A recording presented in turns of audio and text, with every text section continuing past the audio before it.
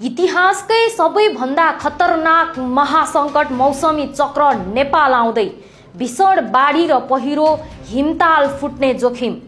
सतर्क रहनुहोस्, यो वर्ष मौसमले भयानक रूप लिँदैछ।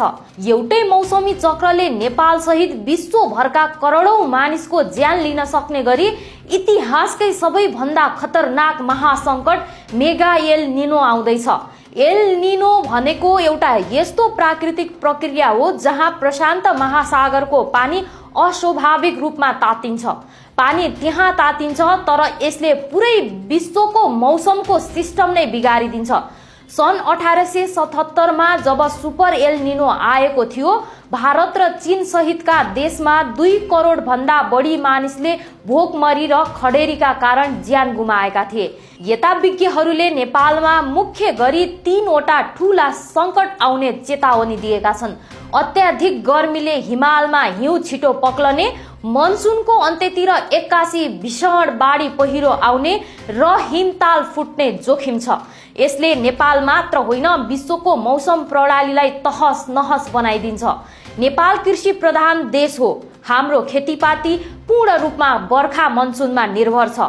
एल निनोले हाम्रो मनसुन प्रणालीलाई तहस नहस बनाइदिन सक्छ। यसको अर्थ के हो भने जुन बेला पानी पर्नु पर्ने हो त्यो बेला पानी पर्दैन। तराई मधेसदेखि पहाडसम्म पानीका मुहान सुक्ने र इतिहासकै कडा खडेरी पर्ने सम्भावना हुन्छ। सोच्नुस् त, धान रोप्ने बेला पानी परेन भने के हुन्छ? उत्पादन वात्तै घट्छ, खाद्यान्नको चरम अभाव हुन्छ र बजारमा महँगीले आकाश छुन्छ। हामीले अहिले नै विदेशबाट चामल किनिरहेका छौँ। विश्वभरि नै यस्तो खडेरी पर्दा हामीलाई कसैले अन्न दिने कुरै भएन। गरिब र निमुखा वर्गलाई भोकमरीको ठूलो जोखिम आउन सक्छ। अर्कोतिर यो मौसम यस्तो छ कि यसले सधैँ खडेरी मात्र पर्छ भन्ने छैन।